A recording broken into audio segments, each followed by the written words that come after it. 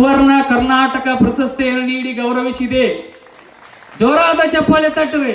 ನೀವೆಲ್ಲ ಈಗ ಭೋಜನ ಮುಗಿಸ್ಕೊಂಡು ಬಂದರಿ, ಕೆಲವಷ್ಟು ಮಂದಿ ಹೋಗವ್ರದಾರೆ. ಯಾವುದೇ ಫಲಾಪೇಕ್ಷವಿಲ್ಲದೆ, ಯಾರ ಕಡೆಯಿಂದ ಏನನ್ನು ಅಪೇಕ್ಷೆ ಪಡದೆ ಬಂದಿರತಕ್ಕಂಥ ಜನರಿಗೆ ಮೃಷ್ಟಾನ್ನ ಭೋಜನ ಮಾಡೋದಂದ್ರೆ ಬಹಳ ಅವ್ರಿಗೆ ಇಷ್ಟ. ಈ ಕಾರ್ಯ ಆಗ್ಬೇಕಿತ್ತಂದ್ರೆ ಇನ್ನೊಂದು ಶಕ್ತಿ ಇತ್ತ. ಅಮ್ಮ ಅವ್ರಿಲ್ಲ, ಸುಮಂಗಲ ತಾಯಿ ಅವರ ಪಾಟಿಲ್ಲ, ಅವರ ಸೇವೆ ಕೂಡ ನಾವು ನೆನಪು ಮಾಡ್ಕೋತೀವಿ. ಯಾಕಂದ್ರೆ ಅವರು ಪ್ರಾರಂಭದ ದಿನಗಳಲ್ಲಿ ಇಲ್ಲಿರ್ತಕ್ಕಂಥ ಸೇವೆ ಅನನ್ಯವಾಗಿದ್ದು, ಬಂಡಿಗಣಿಯ ಪರಮ ಪೂಜ್ಯರಿಗೆ ಜೋರಾದ ಚಪ್ಪಾಳೆಯ ತಟ್ಟುವುದರ ಮೂಲಕ ಅವರನ್ನ ನಾವೆಲ್ಲರೂ ಅಭಿನಂದಿಸೋಣ. ಅವರ ದಾಸೋಹ ಸೇವೆ ಹೀಗೆ ನಿರಂತರವಾಗಿ ಮುಂದುವರಿಲಿ. ಎಲ್ಲರಿಗೂ ಆಸ್ತಿ ಮಾಡಿದ ಖುಷಿ, ಎಲ್ಲರಿಗೂ ಆಸ್ತಿ ಮಾಡಿದ ಖುಷಿ.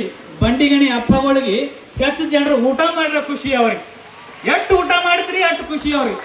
ಅನ್ನ ಅನ್ನ ಅನ್ನ ಅಂದ್ರೆ ಅನ್ನದಾನೇಶ್ವರರೇ ಅವರು. ಅವರ ಸೇವೆ ನಾವೆಲ್ಲ ಅದನ್ನ ಬಾಯಿ ಮಾತಿನಿಂದ ಹೇಳುವಂಥದ್ದಲ್ಲ. ಅಂತ ದಾಸೋಹ ರತ್ನ ಚಕ್ರವರ್ತಿ ಅನ್ನದಾನೇಶ್ವರ ಅಪ್ಪರಿಗೆ ಧನ್ಯವಾದಗಳು.